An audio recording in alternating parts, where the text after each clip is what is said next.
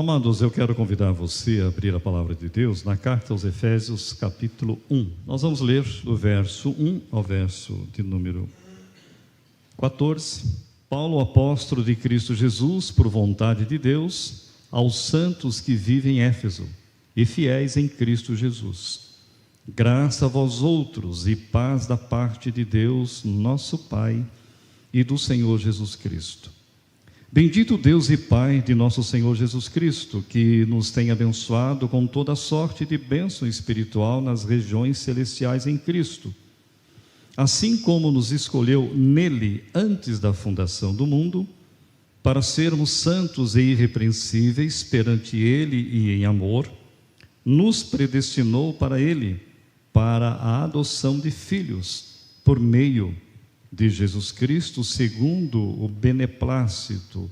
A palavra beneplácito, para você não ficar aí pensando o que é isso, é conselho de sua vontade, para o louvor da glória e de sua graça, que ele nos concedeu gratuitamente no amado, no qual temos a redenção pelo seu sangue, a remissão dos pecados segundo a riqueza da sua graça, que Deus derramou abundantemente sobre nós, em toda sabedoria e prudência, desvendando-nos o mistério da sua vontade, segundo o seu beneplácito, conselho que propusera em Cristo, de fazer convergir nele, na dispensação da plenitude dos tempos, todas as coisas, tanto as do céu como as da terra. Nele, digo, no qual fomos também feitos herança, predestinados segundo o propósito daquele que faz todas as coisas, conforme o conselho da sua vontade, a fim de sermos para o louvor da sua glória, nós, os que de antemão esperamos em Cristo, em quem também vós, depois que ouvistes a palavra da verdade, o evangelho da vossa salvação, tendo nele também crido, fostes selados com o Espírito Santo da promessa, o qual é o penhor da nossa herança, até o resgate da sua propriedade, em louvor de sua glória. Amados, é um texto belíssimo, e hoje, pela misericórdia de Deus e graça dele mesmo na nossa vida, eu pretendo, durante alguns domingos, estar expondo a carta aos Efésios, queridos. A epístola aos Efésios é de uma beleza incomparável em sua relação vital entre teologia e vida cristã. Ao escrevê-la, inspirado por Deus, Paulo trata de assuntos que permeiam o propósito eterno de Deus, o qual é pleno de sabedoria, bondade, justiça e amor. Ao mesmo tempo, o apóstolo discorre sobre temas vivenciados cotidianamente por todos os seres humanos, questões relacionadas ao comportamento, à família, com todos os seus ingredientes, à vida social e à vida religiosa. Sabe quem escreveu isso? Reverendo Hermes Tem Maia Pereira. Reverendo Hermes Tem Maia, ele é um dos professores dos seminários da Igreja Presbiteriana do Brasil. Ele é professor no seminário JMC, em São Paulo. Ele tem vários livros escritos. Depois você pode entrar na editora da IPB, no site da IPB, e você vai perceber ali a capacidade que Deus deu a esse homem para escrever coisas tão sérias, tão difíceis e tão importantes para a vida da igreja. Queridos, eu queria conversar com você um pouco o que o próprio texto diz, né, amados? O próprio fala a respeito do bendito Deus, não é isso que Paulo fala? Logo no começo ele fala sobre isso. Ele diz assim, olha, no versículo de número 3, bendito o Deus e Pai. Agora, Paulo vai discorrer aqui, nesses versículos, exatamente essa questão, esse bendito Deus, ele sempre está fazendo a sua vontade, da maneira dele, da forma dele, como ele deseja. Então, a primeira lição que o apóstolo Paulo traz nesse texto que nós lemos aqui, queridos, lendo o versículo 1, Paulo, apóstolo de Cristo Jesus, por vontade de Deus. Então, a primeira lição que eu quero compartilhar com cada um de nós é que um aspecto fundamental do Deus bendito, sabe qual que é? Um aspecto desse Deus bendito que o apóstolo Paulo fala é a sua soberania. Como crentes em Cristo Jesus, você que está acostumado a ler a palavra de Deus, está acostumado aqui a ouvir a palavra de Deus, e pela internet você ouve alguns pastores, etc., para você falar sobre a soberania de Deus não é tão complicado, né? O complicado é você crer que Deus é capaz de fazer coisas que eu não entendo, que você não entende, para a honra e glória dele. É o que o apóstolo Paulo vai trazer para nós aqui. Ele como Senhor, isto é, Deus como Senhor, Jesus Cristo como Senhor da igreja, é quem vocaciona seus servos, conforme Calvino comenta. Calvino diz assim, queridos, abre aspas: a Deus pertence com exclusividade o governo de sua igreja. Portanto, a vocação não pode ser legítima a menos que proceda dele. Sempre foi da vontade de Deus conservar a direção de sua igreja para si próprio, e que sua palavra devesse ser recebida sem contradição. Ele não deu esse privilégio a criatura alguma. O que Calvino está querendo dizer com isso, queridos? Que quem dirige a igreja não são os presbíteros, não são os pastores. Quem dirige a igreja, porque a igreja é de Deus. Paulo, em algumas cartas, ele fala sobre isso. Aos santos da igreja de Deus que estão em Colossos, que estão em Tessalônica, e etc, etc, e etc. Então, Paulo ele enfatiza muito essa questão de que a igreja, ela é de Deus. Então, por melhor que a igreja venha a ser, e por maior que ela venha a ser numericamente falando, a igreja de Cristo, queridos, ela é de Deus.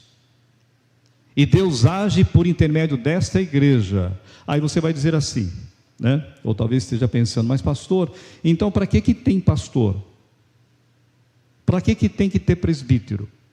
Para que tem que ter diácono? E eu vou responder você com uma pergunta que é retórica. Para que tinha que ter sacerdote no Antigo Testamento? Para que tinha que ter profeta? Eu não vou responder isso para você. Você, como crente em Jesus, vai ler a Bíblia, meditar nela, e você vai perceber o porquê. Qual a razão disso? Deus dirige a igreja porque é dele. Agora, ele usa homens fracos, falhos, mas vocacionados. A palavra vocação no texto aqui é chamado. Ele dá o dom. Paulo, depois mais na frente, lá no capítulo 4, quando chegarmos lá, Paulo vai dizer que Deus escolheu uns para o quê? Para apóstolos, outros para profetas, outros para evangelistas e outros para pastores e mestres. A igreja é de Deus, a igreja é de Cristo. Cristo veio, morreu por causa dos seus eleitos, ressuscitou, vai voltar para buscar a sua igreja. Mas ele usa e levanta homens, a mesma coisa que ele fez no Antigo Testamento. Lembra que o autor da carta aos Hebreus vai dizer que o que aconteceu no Antigo Testamento era a sombra daquilo que viria no Novo Testamento. Então você, meu irmão, minha irmã, em crente em Jesus, irmãos em Cristo, antes de você criticar um presbítero, antes de você criticar um pastor da igreja, não especificamente este pastor, mas antes de você criticar um diácono da igreja, lembra que Deus escolheu esses homens para abençoar a sua vida. Eu disse hoje na escola dominical, se você olhar somente pastor, presbítero e diácono, você vai cair rapidamente, porque eles são homens, têm a sua fragilidade, são pecadores, mas procuram servir a obra de Deus segundo o que a Bíblia ensina. É isso que Paulo está ensinando aqui, amados. Queridos, a vocação de Deus antecede nossa convicção, ao mesmo tempo o chamado, ele não cai num vazio. É o que aconteceu com o apóstolo Paulo. Deus mesmo nos confere esta certeza, que ela é subjetiva, de que foi Ele quem nos chamou para seu serviço. Deste modo, nenhum homem deve tomar essa honra para si próprio, mas deve esperar pela vocação divina, o chamado divino, pois Deus é o único que pode legitimar os ministros. Paulo está ensinando isso, que diz a igreja dos Efésios. Estamos falando aqui numa linguagem nossa própria, para nós entendermos isso, para nós compreendermos isso. Agora, o que torna uma pessoa capacitada para um ofício, sabe o que é? Quem é que torna uma pessoa capacitada para o ofício, seja ele presbítero, seja ele diácono, seja ele pastor, seja ele missionário, seja ele um evangelista? É Deus. É Deus que chama e capacita. É Ele que dá dons para isso. O dom é algo sobrenatural. O dom não se aprende em seminário, não existe isso. Seminário se aprende em academia, você aprende teologia, é diferente. Agora, você trabalhar, você servir como algo vocacionado, alguém vocacionado, chamado, é outra conversa, e é isso que o apóstolo Paulo está ensinando para nós aqui. A tentativa, queridos, de falar por si mesmo, sem o chamado divino, significa a presunção de ter sob si o governo da igreja, o que é uma blasfêmia, pois tal direção pertence a Deus, o soberano pastor. Há muito pastor em algumas igrejas, em algumas denominações, que acha que é dono da igreja. Ele faz o que ele bem entende. É ele que governa o dinheiro, é ele que administra o dinheiro, é ele que administra isso, é ele que faz isso, é ele que tira, é ele que põe, e ele faz o que ele bem entende. Está errado, porque a igreja não é dele, é de Cristo Jesus. Nós devemos administrar a igreja de Cristo com humildade, com simplicidade, com seriedade, com convicção, com firmeza, no que as Escrituras nos ensina. É isso que a Bíblia ensina, é isso que o apóstolo Paulo vai discorrer nessa carta aos Efésios, amados. Paulo diz que ele é apóstolo de Cristo Jesus, amados. O verso 1 fala sobre isso. Paulo, apóstolo de Cristo Jesus, por vontade de Deus. Paulo diz que é apóstolo de Cristo Jesus, a quem ele reconhece como Senhor. O versículo 2 fala sobre isso, né? O próprio verso 2 fala sobre essa questão. Graça a vós outros e paz da parte de Deus, nosso Pai, e do Senhor Jesus Cristo. A palavra Senhor aqui, ele é soberano, ele é dono. Então eu fui chamado por este dono da igreja, pelo Senhor da igreja. A palavra substantiva ou substantivo, queridos, de apóstolo significa apóstolos. Ela ocorre 79 vezes no Novo Testamento, sendo costumeiramente usado por Paulo no início de suas cartas, ainda que não exclusivamente. Agora, a palavra apóstolo literalmente significa enviado. Mas enviado para quê? Paulo vai nos ensinar a esse respeito. O apóstolo Paulo pressupõe a graça de Deus que sua autoridade está justamente no fato de que é Deus quem o constituiu e constitui apóstolo. Paulo tinha perfeita consciência disso, levando em consideração, inclusive, que ele havia sido um perseguidor da igreja, queridos. O livro de Atos é muito claro sobre isso. A primeira carta aos Coríntios, a segunda carta aos Coríntios é muito clara sobre essa questão.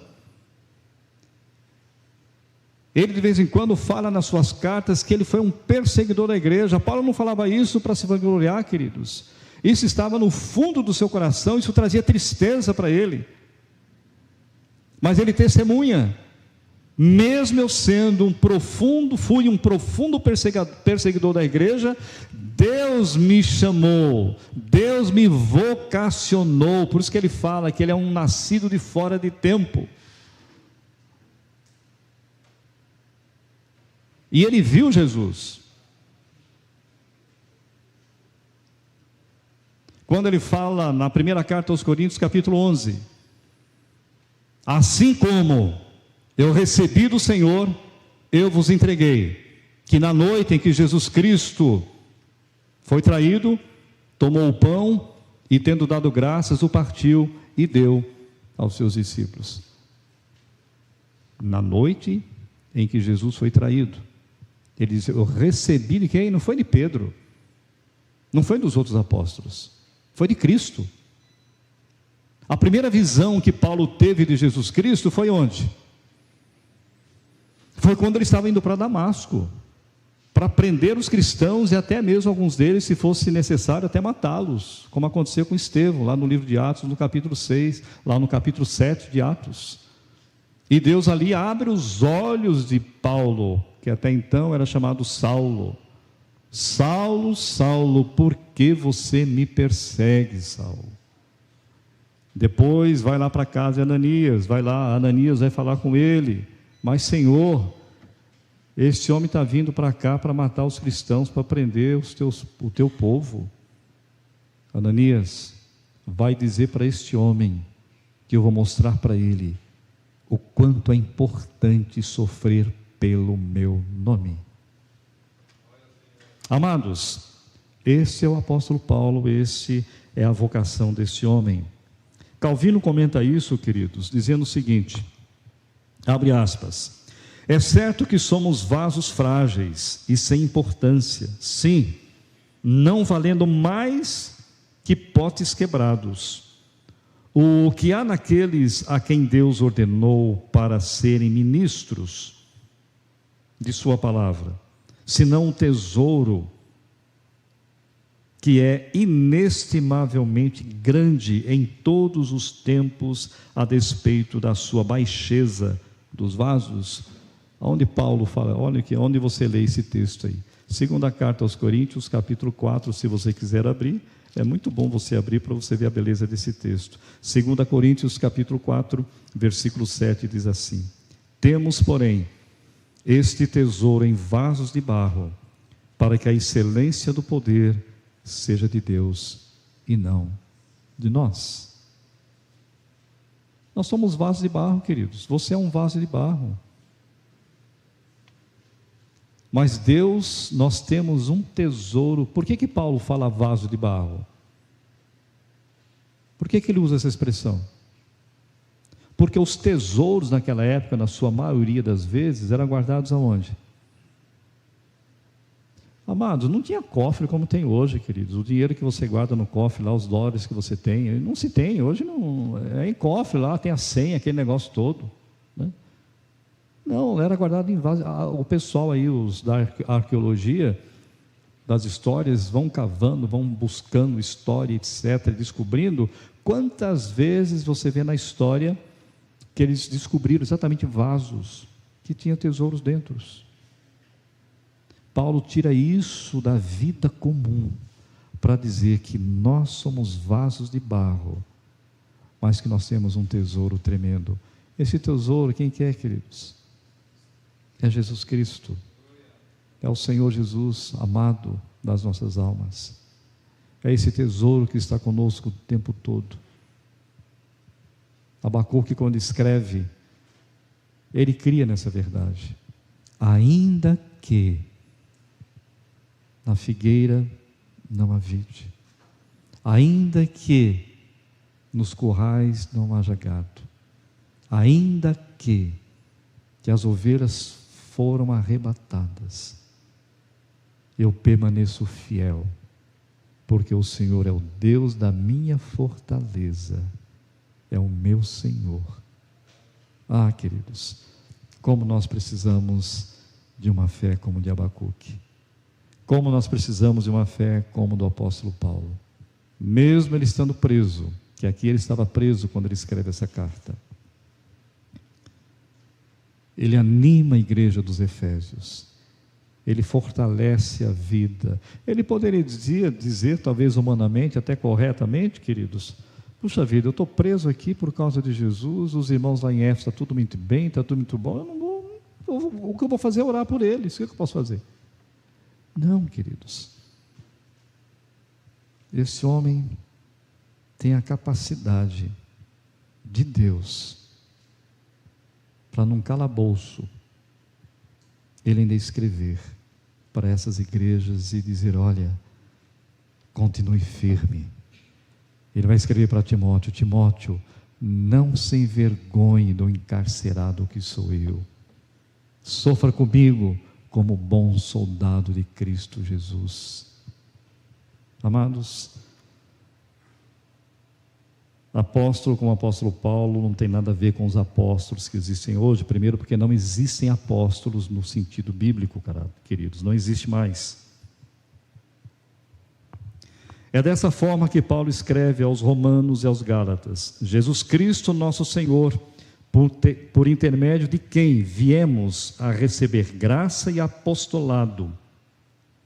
Paulo, apóstolo, não da parte de homens, nem por intermédio de homem algum, mas por Jesus Cristo e por Deus Pai, que o ressuscitou dentre os mortos. Segundo um teólogo que já não existe mais, claro, já morreu, mas segundo Charles Hodge, ele dá algumas definições a respeito do apóstolo. Ele diz assim, olha, a palavra dele, a palavra apóstolo é usada em 3 sentidos especiais no Novo Testamento. Eu estou me dedicando mais nessa questão de apóstolo, amados, porque você está vendo aí a mídia, você está assistindo, eu sei que você assiste, não adianta você falar que não assiste, que eu sei que você assiste, e tem muita gente, muito homem, muitas pessoas falando de apóstolo, que não sei o quê, e piriri, pororó, e vai com um monte de situações, que é terrível, queridos. Aí o Charles Hodge, ele diz assim, olha, a questão dos sentidos especiais no Novo Testamento a respeito do apóstolo. Primeiro, em seu sentido primário, a palavra apóstolo significa mensageiros. Eu não vou ler os textos aqui, que são muito texto, tá? Se você quiser, depois eu posso até te dar esse esboço aqui. Segundo, no sentido de missionários, homens enviados pela igreja para pregar o evangelho. É neste sentido que Paulo e Barnabé são chamados de apóstolos, lá na igreja de Antioquia, que tinha profetas, vários, e ali o Espírito Santo separa Paulo e Barnabé para o quê? Para ser imenso quando começa a primeira viagem missionária, lá no livro de Atos. Terceiro, primeiro é mensageiro. Segundo, tem o sentido de missionário. Terceiro, no sentido de, uma palavra bem esquisita que eu vou falar aqui, é até difícil de pronunciar, mas tem um significado dela, eu vou dar o significado para você. Plenipotenciários. Você já ouviu falar essa palavra? Já, né? O que significa? Que tem plenos poderes, agente diplomático investido de plenos poderes em relação a uma missão especial. Um embaixador, por exemplo, do Brasil, que está em algum lugar do mundo, ele ali é isso aqui, ele tem plenos poderes como embaixador. Tanto é que quando você viaja, né, que vai para fora, tem um privilégio, se acontece qualquer coisa, né, uma enfermidade, ou até mesmo alguém falece, você vai procurar quem? Exatamente essas pessoas, porque ali elas representam o nosso país, e vai poder nos ajudar a dar as orientações corretas que tem que se fazer. porque Ele tem pleno poderes para isso. O apóstolo Paulo é essa pessoa. Paulo destina sua carta aos santos e fiéis, que ele diz o texto, ou seja, os efésios, como igreja de Cristo, são todos santos, separados para Deus. Você é santo, querido? É ou não é? É Jesus, alta glória. Gilmar é Jorge, só pode falar isso na hora certa, né? Queridos, somos santos. Qual é o sentido de santo aqui, queridos? Separados, né? Fomos separados. Não é santo que tem a auréola na cabeça e, né? Um artigo da Ultimato que eu tenho lá em casa diz assim: o Brasil precisa de santos vivos e não de santos mortos. E depois o artigo vai fazer algo muito precioso. É isso que Paulo está dizendo. Vocês, Efésios, vocês são santos e são fiéis em Cristo Jesus. De fato, todos os crentes, sem exceção, amados, foram separados do mundo, da maldição resultante do pecado para Deus. Pertencemos a Ele, já não somos do mundo, conforme o próprio Senhor Jesus Cristo disse, que Ele declara ao Pai na oração, lá no capítulo 17 de João. Nós somos separados, fomos tirados do mundo e colocados no mundo para sermos luz e para sermos sal. Paulo fala aos Colossenses, aos santos e fiéis irmãos em Cristo que se encontram em Colossos. Como a palavra fiel também tem o sentido de fidelidade, amados, devemos enfatizar que em Cristo sabemos em que cremos, em quem nós cremos. Quando somos fiéis, além de sermos separados, nós sabemos em quem nós cremos. É por isso que você vem ao culto todo domingo. É por isso que você vem à escola dominical estudar a palavra de Deus. Primeiro, porque você é santo, separado, você pertence a Jesus. Segundo, porque você é fiel a este Jesus. E você quer aprender mais, você quer conhecer mais. Você quer se alimentar mais desta palavra para a nossa alma. Nosso consolo nas provações, queridos, repousa, sabe no quê? Na fidelidade de Deus. Deus age consistentemente consigo mesmo e jamais poderá desviar-se do que disser. Ele não pode negar a si mesmo. Ele é imutável. Quando Jesus Cristo disse para os apóstolos: eis que estou convosco todos os dias, até a consumação do século, até a minha volta, eu vou estar com vocês. É por isso que o crente verdadeiro em Cristo Jesus não se desespera. A gente chora, a gente fica triste, a gente fica assim meio lá, meio cá, mas Deus nos sustenta. Por isso que eu preciso e você precisa constantemente, como diz o autor da carta aos Hebreus, olhar firmemente para o autor e consumador da nossa fé. A segunda lição, queridos, a primeira lição, aquela que eu já te falei para você, que você já até tem esquecido, né? Um aspecto fundamental do Deus bendito, que é a sua soberania.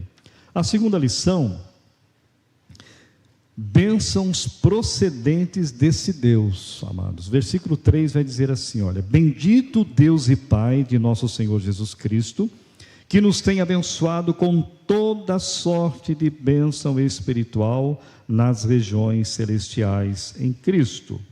Primeiro, Deus nos escolheu, queridos, como também nos elegeu nele, antes da fundação do mundo, para sermos santos e irrepreensíveis diante dele. Deus não nos escolheu antes da fundação do mundo, porque Ele sabia que nós iríamos crer. Isso não tem nada a ver com a soberania de Deus.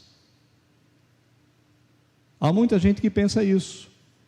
E há muita gente que não concorda com a soberania de Deus, com a eleição ou com a predestinação, porque Paulo vai dizer que, primeiro, Ele nos elegeu antes da fundação do mundo. Você não existia.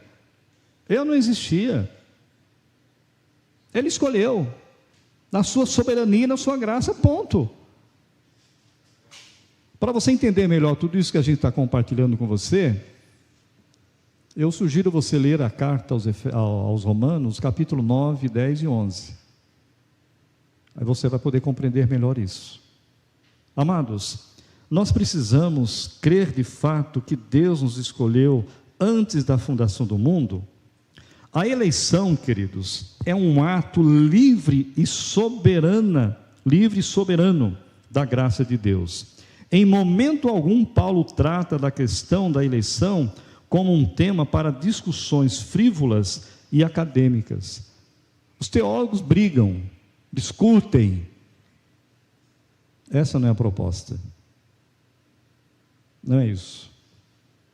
A proposta é de que nós fomos escolhidos antes da fundação do mundo.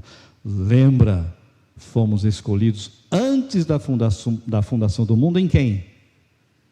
Em Cristo, porque Cristo já existia, amado. Cristo já existia.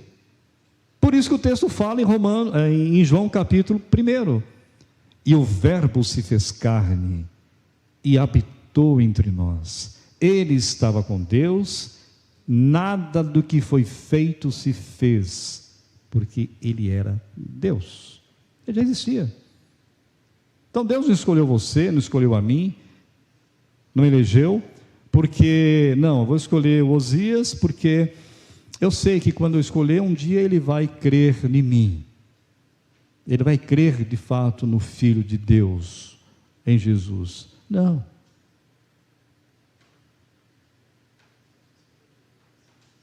A eleição vem por intermédio de Jesus. Quando é que você deu este sim para Jesus? Pensa um pouquinho, não precisa responder. Não, você pode responder errado. Quando é? Quando você teve o privilégio de ouvir a voz do bom pastor. O Espírito Santo moveu você porque você era um eleito. Mas você só creu nele porque você tinha que ouvir a palavra de Jesus. É isso que a Bíblia ensina. Eu não sei porque pastores nas mídias da vida aí, queridos, alguns deles, claro que não é da Igreja Presbiteriana do Brasil e nem pastores da fé reformada, porque não é só da Igreja Presbiteriana do Brasil que tem pastores de teologia e fé reformada, graças a Deus, mas uma gama de pastores que não tem nada a ver com isso, desce a lenha na Igreja Presbiteriana a respeito do calvinismo, a respeito dessas verdades bíblicas, amados. Eu não sei que Bíblia esse pessoal lê, queridos. Eu falo isso com temor, queridos. Eu não sei que Bíblia esses homens leem. Falamos hoje na escola dominical a questão da interpretação da Bíblia, amados. E teve um ponto ali que nós conversamos, compartilhamos com quem estava na escola dominical, que por sinal hoje estava muito bonita no sentido presencial, de que o falso profeta, ele procura interpretar a Bíblia de acordo com seus preconceitos e de acordo com a sua vontade. E aí fala um monte de asneira, queridos, e até nos ofende muitas vezes desnecessariamente. Mas é bíblico.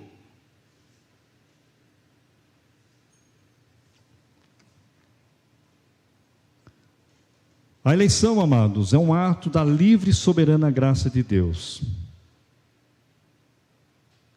Paulo trata da questão da eleição não como um tema para discussões frívolas e acadêmicas, ao contrário, ele entra nesse terreno com os pés descalços, com humildade e reverência.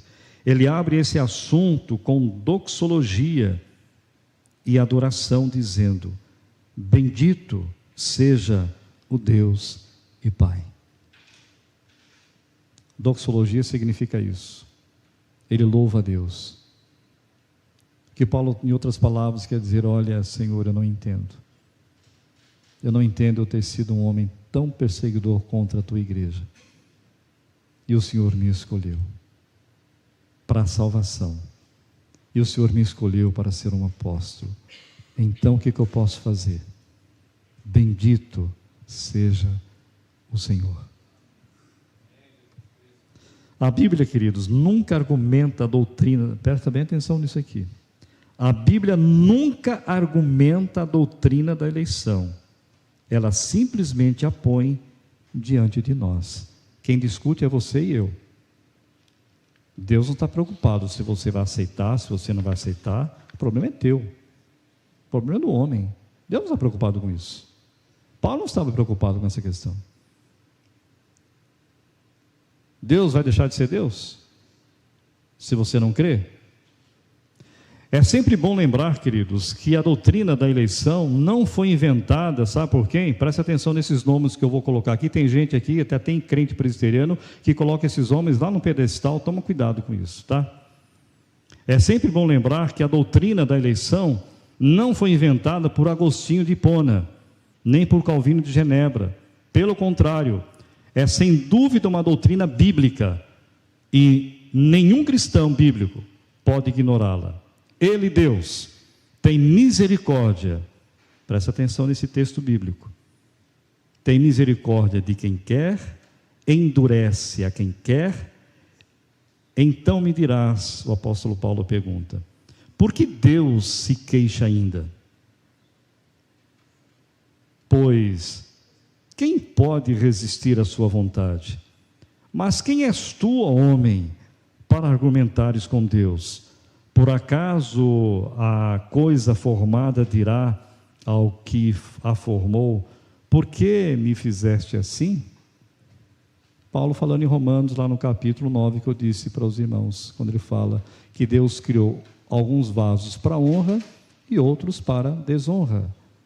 O vaso não pode dizer, mas você me criou desse jeito, marronzinho, pintado, careca, não está legal, pastor, não está legal, Deus, de outro jeito, né? Mas Paulo está se referindo à salvação, está se referindo à eleição. Quem és tu para discutires com Deus? Quem é você? Você é um vaso literalmente de barro, e devemos bendizer o nome do Senhor como Paulo. Bendito seja Deus, porque um dia Ele nos escolheu, e nós temos esse tesouro maravilhoso. Amados, as provas bíblicas acerca da eleição divina são incontestáveis nas Escrituras. Charles Spurgeon, conhecido como príncipe dos pregadores, abre aspas, ele diz assim: por meio dessa verdade da eleição, fazemos uma peregrinação ao passado e contemplamos pai após pai da igreja, mártir após mártir, levantar-se e vir apertar a nossa mão. Amados, se cremos nessa doutrina, teremos atrás de nós, sabe o quê? Uma nuvem de testemunhas. Jesus, os apóstolos, os mártires, os santos, os reformadores, os avivalistas, os missionários. Hebreus capítulo 11 e capítulo 12 vai falar sobre isso, os heróis da fé. E vai falar da nuvem de testemunhas. Que nuvem de testemunhas são essas que o autor da carta aos Hebreus fala? Lá do passado, até agora, quanta gente morreu em Cristo Jesus, morreu nesta fé. São testemunhas, que um dia, eu e você, pela misericórdia dEle, de Deus, nos encontraremos lá no céu. Você já imaginou que um dia você vai conversar com Paulo? Se ele vai ter o nome de Paulo, eu não sei, né? Porque Jesus fala no livro do Apocalipse que nós vamos ter um novo nome, né, queridos? Esse é o mistério, viu, Catiane? Esse é mistério que a gente realmente não sabe, né? Agora, queridos, você já imaginou que você vai poder ter o privilégio de conversar com Jesus toda a eternidade? Que coisa preciosa, amados. É só aquele que recebe Jesus como Senhor e Salvador da sua vida. O reverendo Hernandes Dias Lopes diz assim, olha, abre aspas: se crermos nessa doutrina, estaremos acompanhados por Jesus, Pedro, João, Paulo, Agostinho, Crisóstomo, Lutero, Calvino, Zwinglio, John Knox, John Owen, Thomas Gooding, Jonathan Edwards, George Whitefield, Charles Spurgeon, John Brodus, Mark Lloyd Jones, John Stott e tantos outros. Todos esses criam firmemente na predestinação, na eleição que a Bíblia nos ensina. Para encerrar, amados, terceira lição. Paulo fala sobre vários aspectos da eleição em o autor da eleição. Deus, Pai, é o autor da eleição. Não fomos nós quem escolhemos a Deus, queridos. Foi Ele quem nos escolheu. Em João capítulo 15, verso 16, Jesus vai falar isso para os apóstolos, para a igreja. Não fostes vós que escolhestes a mim, eu vos escolhi a vós outros, e vos designei, para que vades e deis fruto. A gente vai depois compartilhar a respeito do capítulo 2, quando Paulo começa que nós estávamos mortos nos nossos delitos e pecados. O que um morto faz, querido, espiritualmente falando? Mas fisicamente falando, o que um morto faz? Se ficar muito tempo, a única coisa, o único poder que ele tem é de feder e feder demais, né, queridos? Né? Não é nada. A pessoa está espiritualmente morta, queridos. Seus amigos, seus vizinhos, né, que não têm Cristo Jesus, são espiritualmente mortos, cegos espirituais. Por isso que eu e você temos a responsabilidade o tempo todo de testemunhar dessa verdade maravilhosa que é Jesus. Para que o bom pastor toque no coração deles, eles creiam neste bom pastor que é Jesus Cristo. Não fomos nós, queridos, que escolhemos a Deus. É Deus quem nos escolhe. Os pecadores perdidos, entregues a si mesmo, queridos, não procuram a Deus.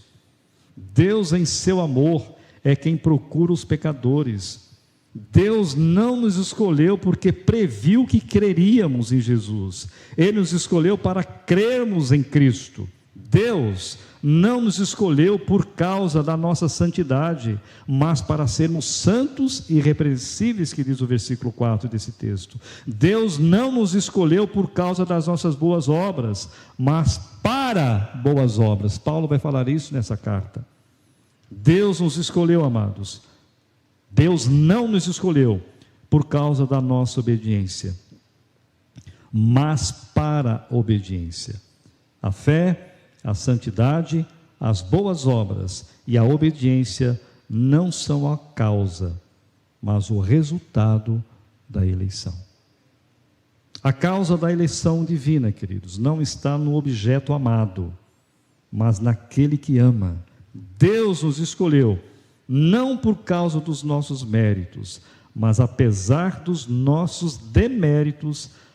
A eleição divina, ela é incondicional e ela é irresistível. É isso que a Bíblia nos ensina. Quando você creu em Jesus Cristo pela primeira vez e nasceu de novo, teve como você resistir? Não tem como, queridos. Não há como. É impossível resistir a esta graça quando o Espírito Santo trabalha em você. Eu me lembro que quando eu me converti, apenas um testemunho, abre aspas aqui, baseado nisso. Eu morava em Santo André. Eu devia ter cerca de 13 anos de idade, 12 para 13 anos. Era um adolescente, cabeludo, cabelo vermelho, bonito, viu, querido? Verdade. Agora, quem for fazer o corte, corta esse negócio aí, tá bom? Queridos, eu cantava no coral com 13 anos, lá da igreja. Era uma igreja muito grande, presbiteriana. Uma igreja que, se eu não estou enganado, acho que tinha uns 80 vozes, até mais, né? Mas um dia, o pastor, o reverendo Oscar Chaves, que era o meu pastor, que hoje creio que está na glória, pregou um sermão normal, como ele pregava o tempo todo. Mas naquela noite, Deus trabalhou no meu coração. Eu já conheci o Evangelho, que Deus me deu o privilégio de nascer num lar evangélico. Meus pais eram crentes presbiterianos. E eles nunca abriram mão de levar os filhos na igreja, mesmo sendo tão simples que eles eram. Até mesmo iletrados. Mas um legado que ele deixou foi isso. E um dia, é irresistível, queridos, não tem como. E até hoje, continuamos firmes, olhando para o autor e consumador da fé. O tempo da eleição, diz o verso 4, amados. Assim como nos escolheu nele antes da fundação do mundo, para sermos santos e irrepreensíveis perante ele e em amor. Deus nos escolheu quando o espaço celeste não era ainda agitado quando ainda não existia qualquer ser ou movimento ou tempo, e quando coisa alguma, nem sequer nenhum, exceto o próprio Deus existia, e ele estava sozinho na eternidade. Ele não criou todas as coisas, e ele não criou o ser humano porque ele estava só, solitário, deprimido. Não. Isso faz parte da sua natureza santa, perfeita, de criar todas as coisas. O pecado de Adão, queridos, não pegou Deus de surpresa. Preste bem atenção nisso, meu querido, porque tem muita gente que pergunta assim: mas ele estava no jardim do Éden, santo, perfeito, Adão e Eva, e pecaram, mas e por que isso? O pecado de Adão não pegou Deus de surpresa. Deus não ficou roendo as unhas, queridos, com medo de o homem estragar tudo no Éden, porque muita gente pensa assim. Deus planejou a nossa salvação antes mesmo de lançar os fundamentos da terra, antes que houvesse céu e terra. Deus já havia decidido nos escolher em Cristo para a salvação. Ele nos escolheu antes dos tempos eternos. Ele nos escolheu desde o princípio para a salvação. Ele nos escolheu antes da fundação do mundo. O agente da eleição, queridos, Deus escolheu em Cristo. A eleição não anula, queridos, a cruz de Cristo. Antes a inclui. Não somos salvos à parte de Cristo. Não existe isso, amados. E de seu sacrifício vicário, mas através de sua morte substitutiva. Era eu, era você para estar na cruz. Mas Cristo, na sua graça, na sua misericórdia, Ele resolveu, lá na eternidade, no plano da Trindade, de vir a esse mundo e morrer por você e por mim. A justiça dele, Deus aplicou em nós. E a nossa injustiça, o nosso pecado, Deus aplicou na pessoa de Cristo Jesus. Não podemos esquecer isso, amados, como crentes em Cristo Jesus.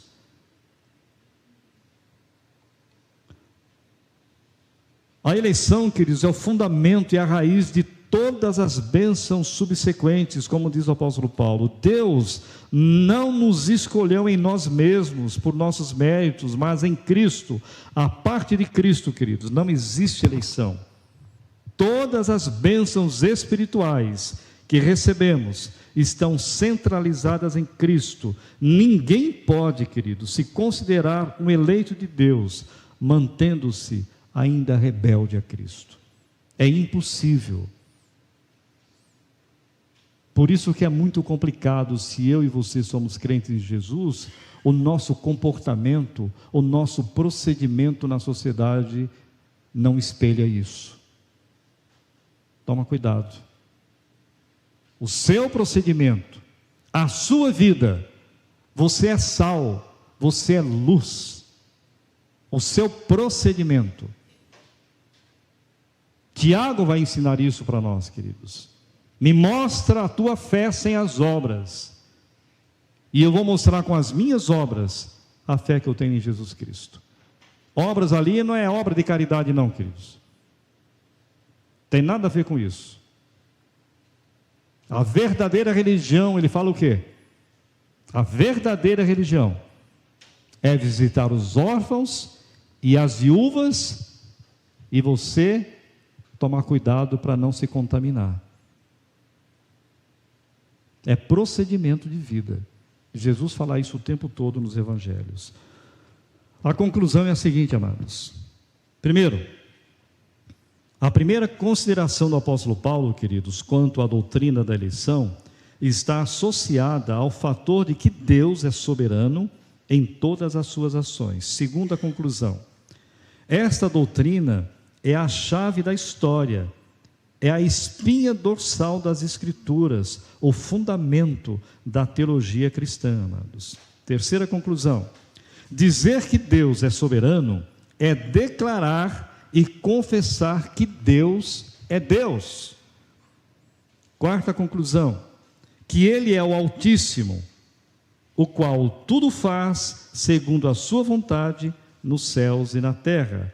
Quinta conclusão, é declarar que Ele é onipotente, possuidor de todo o poder nos céus e na terra, de tal maneira que ninguém pode impedir os seus conselhos, a sua vontade, nem contrariar a sua vontade e os seus propósitos, porque Ele está no controle, inclusive de toda essa tragédia que aconteceu no Rio Grande do Sul. Se alguém perguntar para você aonde Deus estava e permitiu tudo isso, qual é a sua resposta como crente em Jesus? Está no mesmo lugar desde antes da fundação do mundo, no trono, governando todas as coisas e permitindo tudo para a sua honra e para a sua glória. Ponto. Aplicação, queridos. O Deus desse século, o Deus deste mundo do século 21. Como é que é esse Deus? É um Deus incapaz de reagir diante das calamidades. Segunda aplicação, que há muito tempo esse Deus perdeu o controle. Terceira aplicação, para muitos esse Deus está morto. E é bom você ler um livro de Francis Schaeffer que diz assim: A Morte da Razão. Se você não leu esse livro, leia. Francis Schaeffer foi um homem calvinista, profundamente crente em Jesus, era um suíço, e era um homem que tinha uma capacidade de discutir. Ele só discutia, sabe com quem? O Evangelho de Cristo, na Suíça, só com universitários, com doutores e pós-doutorados a respeito de Jesus, a respeito da Bíblia. E ele depois escreve um dos seus livros, A Morte da Razão, que é o próprio Deus, que todos esses filósofos e a sabedoria humana falam. Quarta aplicação para a nossa vida. Para a igreja, queridos, Deus, segundo a Escritura Sagrada, é Jesus Cristo, o Verbo encarnado, que se fez homem, sem pecado, viveu aqui, morreu na cruz, cumprindo todo o propósito pelo qual veio e ressuscitou. E em breve voltará para julgar os ímpios e para buscar a sua igreja. Que Deus nos abençoe. Amém, queridos.